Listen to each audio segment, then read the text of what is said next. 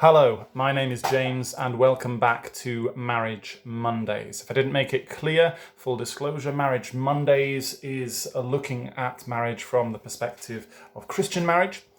And during this whole coronavirus outbreak, I wanted to offer some support, offer some help, if that's not too grandiose a term, to those who might be finding it a bit difficult, a bit of a strain to be together in families so much over this time while we're in quarantine.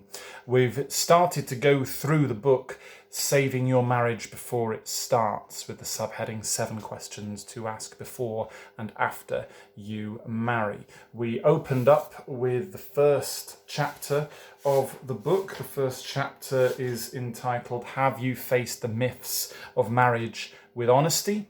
We went through the first myth, which was we expect exactly the same things from marriage. Today we will go through the second myth, everything good in our relationship will get better. The third myth, everything bad in my life will disappear. And the fourth, my spouse will make me whole. So let's just go over what we looked at last time with we expect exactly the same things from marriage.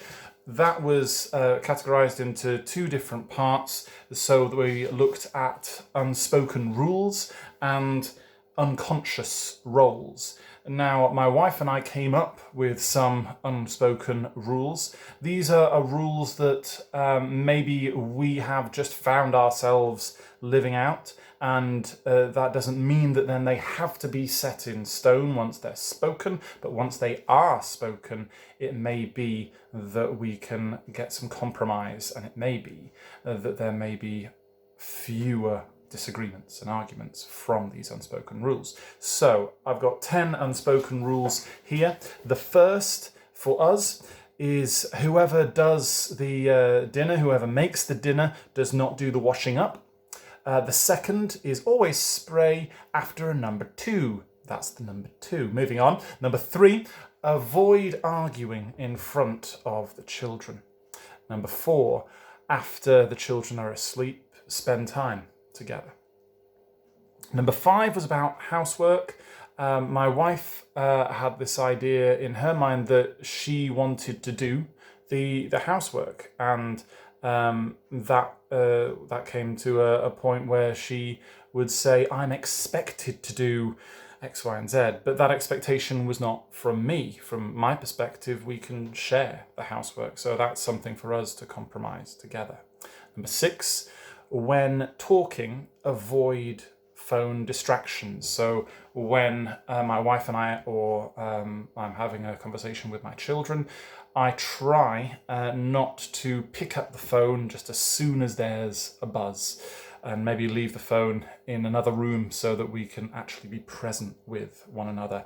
Number 7, which I mentioned last time, buy ethically. So pick up fair trade, Rainforest Alliance products. Number 8, pray and read the Bible with our kids and with each other.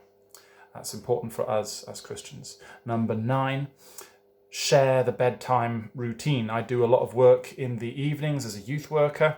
Now that's a little easier because of this situation that we find ourselves in. So we've now found a way that we can alternate the bedtime routine, putting our children to bed. Number 10, we both love music, we love the radio, so we play radio or music most of the time in this house. And then we looked at unconscious roles. What roles have we found ourselves in? For me, I am normally the one that takes the bins out each morning once a week. And for my wife, she normally sorts out the bills and calls the companies that need to be called. That came from when I was a teacher and I didn't have a lot of time during the day. So that's going to be the first part of this video. If you'd like to look at the next part, going through the remaining 3 myths of the first chapter of Saving Your Marriage Before It Starts, please go to the next video. Thank you.